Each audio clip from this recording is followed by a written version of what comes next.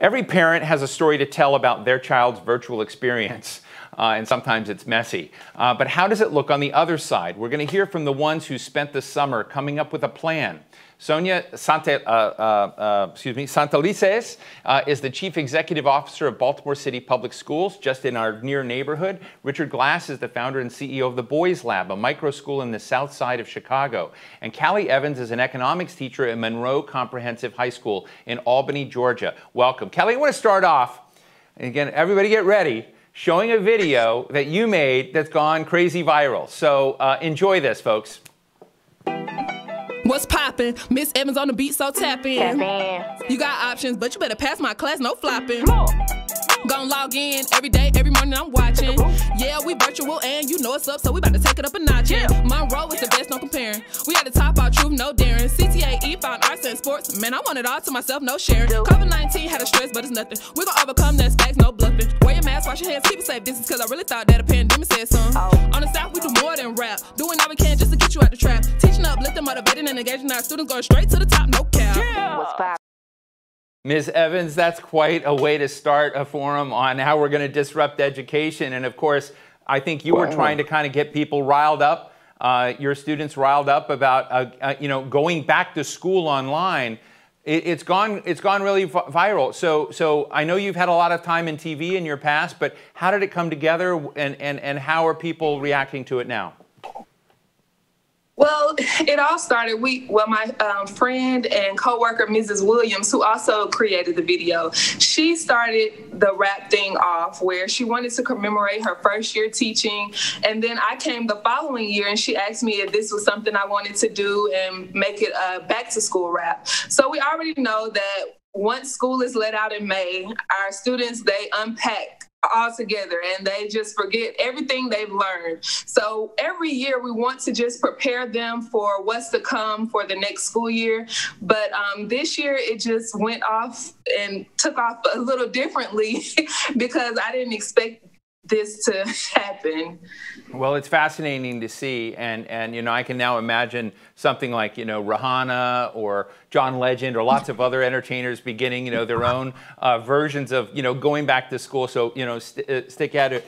Sonja, let me ask you.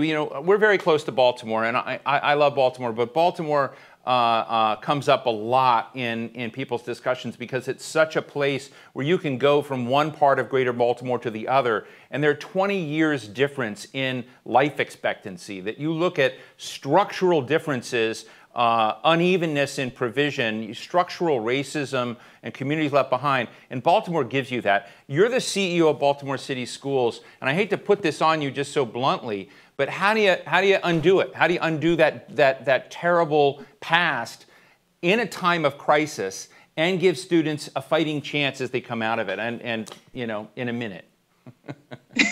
In a minute. But I think the great part about this crisis has been watching the community come together around our children, right? So in the opening weeks, it was about food. It was about family stability. It was about, learning by any means necessary, right? And really responding to that need.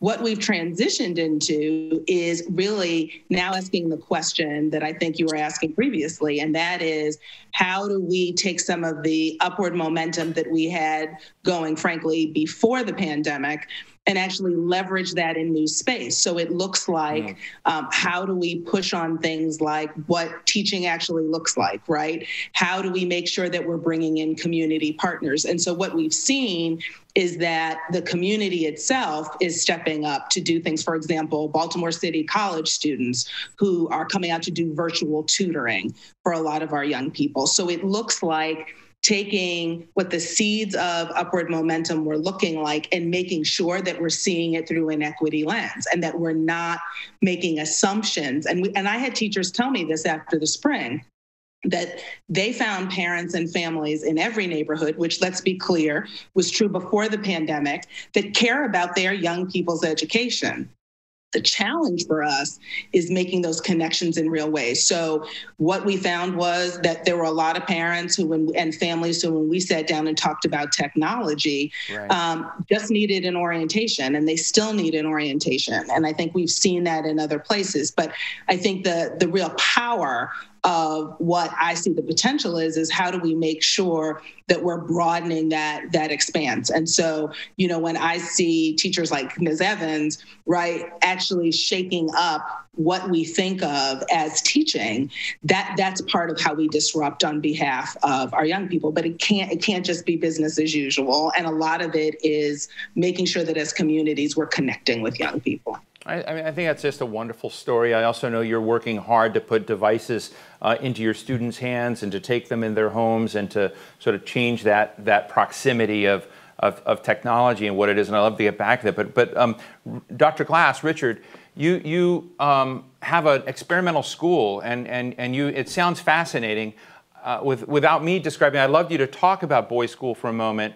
And what do you find different about the world you're building and the experiences you're helping to convey to these students that's different from the rest of the world out there?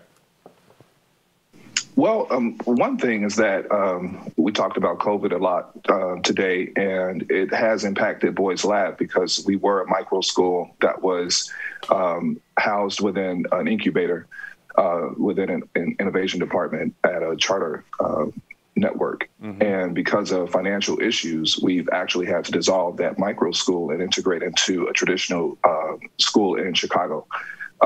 But with that, that sense of loss, the students and I, we transitioned to this new school. We have a new team in place, and it allows me to expand my services. So I'm actually able to work with boys in 6th through 8th grade, supporting them both academically during the day and socially and emotionally after school. So what initially was something that was somewhat devastating to us, that we couldn't continue the program in the way that we initially intended, it actually became something that was bigger and better and supported by Chicago Public Schools. And I just want to mention Sal Khan said some really interesting things during his interview. And I think that in Chicago, our mayor, Lori Lightfoot, and our CEO of Chicago Public Schools, Dr. Janice Jackson, has done a tremendous job of making sure, one, that students have access to broadband access, and they also have devices in their hands. And in a previous panel for Chicago State University's foundation, I mentioned that I believe that this is the new floor. This is where we start now, that, moving forward, every student in every neighborhood should have a device in their hands. So back to Boys Lab, my thing is that what's different, if anything, and hopefully what can spread, is that we provide an opportunity for boys to have spaces and places where each and every one of them can be successful. And that means that we're attending to their academic needs, we're attending to their social emotional needs, and we can still do that remotely, and we can find ways to connect with them and socially distance and be responsible. But right. I think that we have to find ways to connect with them in person, even though we're learning remotely, and there are different programs in Chicago and beyond that are doing some things to connect with students outside of school. So all of those things are incredibly important. Richard, I want to ask all three of you this, but I'm going to start with you for just a moment. I have learned after doing lots of education forums that the American public, American media, politicians, look at teachers, put a lot of responsibility on teachers for so many things that are not in their control. And that's why some teachers out there, public schools, charter schools, talk a lot about wraparound services, unexpected things from, helping some parents with certain services and whatnot to sort of help, create this. I'm going to be interviewing Mayor Light. I've interviewed her before, but she's a real person very much committed to ending poverty as we know it in Chicago and looking at the economic dimensions of that. So I just like to ask you, for folks that are in the middle of a storm of opportunity and stress, each of you, how important is it for our audience to understand the other dimensions in the community that need some changes as well, and not just looking at the teacher as the one that's responsible for the outcomes on these students? Is that a fair question?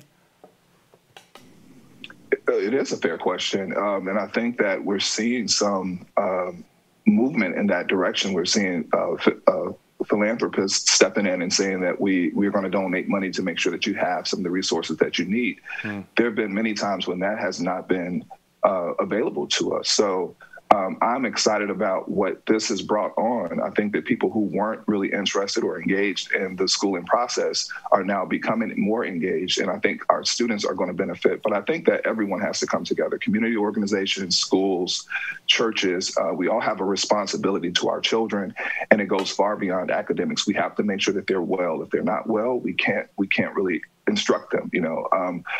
Something we talked about a lot during our training this summer is just being empathetic, understanding that there might be instances that we have no control over as teachers that may prevent a student from logging in. So instead of just marking them absent and having some sort of punitive action towards them not being engaged that particular day, find out what's going on with them, find out if they're okay physically, emotionally, find out if they have access to broadband, find out if the electricity is on. There are a lot of things that we need to think about when we're educating students, especially in this very unique circumstance. Thank you. Sonja, Santelises, how are you approaching that set of questions too about, I know that you're the CEO of a forum, but and you control a lot, and you've got a budget, which sounds pretty good. But I just sort of feel like, what can we do to sort of address some of the broader systemic ecosystem issues in which a child gets educated?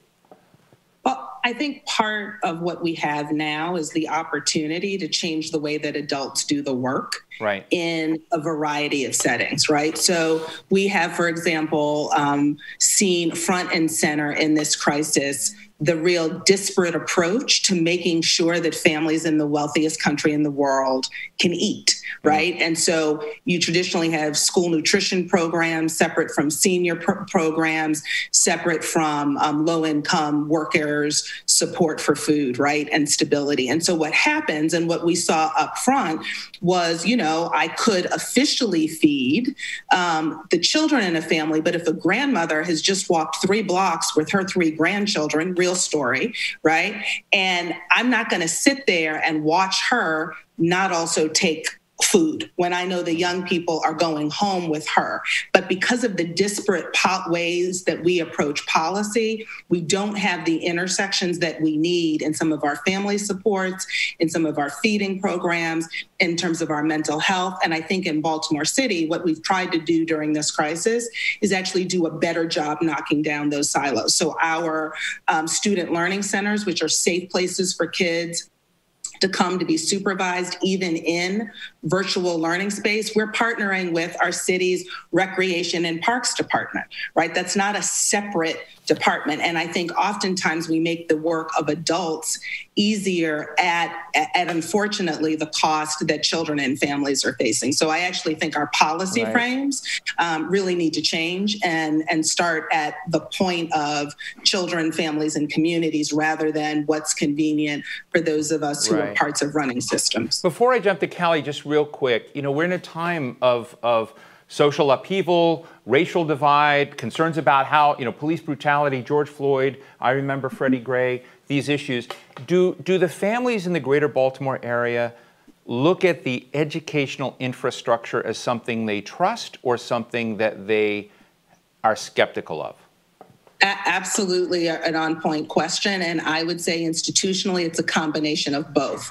We've worked incredibly hard over the past 4 years to really build back that trust. And I think it happens at a variety of places. So as something as seemingly simple as curriculum, we heard from our young people, we want to see ourselves in what we're actually learning. And so we revamped through the work of teachers, our social studies curriculum for middle and upper grades that is centered in Baltimore and is centered, quite frankly, not in what some of the negative narrative of Baltimore is, but it's centered in some of the heroes and the strength and the community leaders who are here. And so young people are learning their history within the context of where they live.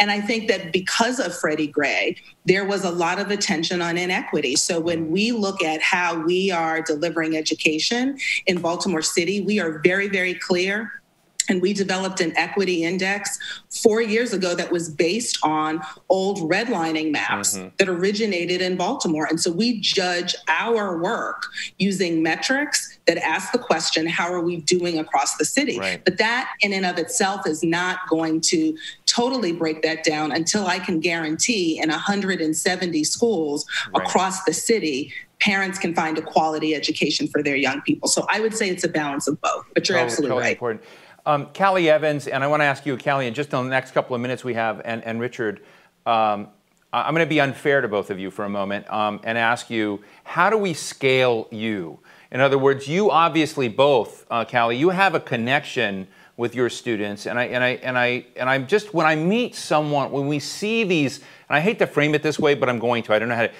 boutique excellence, you know, someone who's obviously changing the game for students, connecting them with them, and during a time of crisis and pandemic while we have now. And I'm just always interested in, how do I get, you know, 1,000 more Callie Evans? How do I get 1,000 more Richard Glasses out there and scaling? So I know it's an unfair question in a way, and I don't want to be trite about it, but I do think that scaling what you did, maybe by doing viral videos is that, but I'd love to get your insights into that. Callie? Well, I think that we just have to be able to adapt to change. Teaching now is completely different from teaching 25 years ago, and we basically have to meet our students where they are. So this is why I created the video, because I know that students respond to creativity and innovation. So I wanted to take what the students love, which is music, and then create it or combine it into what I love, which is teaching. So I think being able to bond with my students through music, because, you know, there is a lot of learning that comes along with rhythm. This is why it's so easy for babies to sing their ABCs, because of the rhythm. So I think that if teachers are more apt to meeting the students where they are, being creative in their differentiated instruction, then the students have no choice but to grasp what it is that you're trying to teach them and be engaging. And I think that's what we need. Maybe we need to do more trainings with our teachers to just kind of be with the times and, you know, just move forward with technology. Well, I know you teach high school economics, so I want the video, the music video, the ABCs of the high school economics. Richard Glass, you're going to get the last word, my friend. So I thought it was a great question, first of all, and I think that there's lots of great work going on. First of all, Black male educators we only make up 2% of the teaching corps in America, and that needs to change. And there are a lot of organizations that are working to change that. One is the fellowship in Philadelphia. They're doing a magnificent job of increasing the number of Black male teachers there, Latinx teachers also. Also Call Me Mr., which was founded at Clemson University, but which has branched out, and we have a new chapter here in Chicago at the University of Illinois at Chicago, and Profound Gentlemen, which is also an organization that's based out of Charlotte. They have started a new chapter here in Chicago, and they're all increasing the number of Black male and Latinx teachers who are doing this fantastic work and not only focusing on boys by any means, but boys are having some issues in schools. And when we have Black and brown males in schools, leading classrooms and schools, I think that they benefit greatly from that. So a lot of them are doing fantastic work. So this idea of scaling, I think, is already at the ground level. They just don't get highlighted very often, but a lot of people are doing tremendous work around the country and should be celebrated for the work that they do. Well, I want to thank all of you. I'm going to say Ms. Callie Evans, because I've got the video song in my head, which is how it starts, from the Monroe Comprehensive High School, a teacher there, Dr. Richard Glass of Boys Lab in Chicago, and Sonja Brookins Santelises, Chief Executive Officer of the Baltimore City Schools. What a pleasure it was to talk to you. I hope you'll all come back and we can continue this. And thank you all for what you do. Thank you so much. Thanks for having us.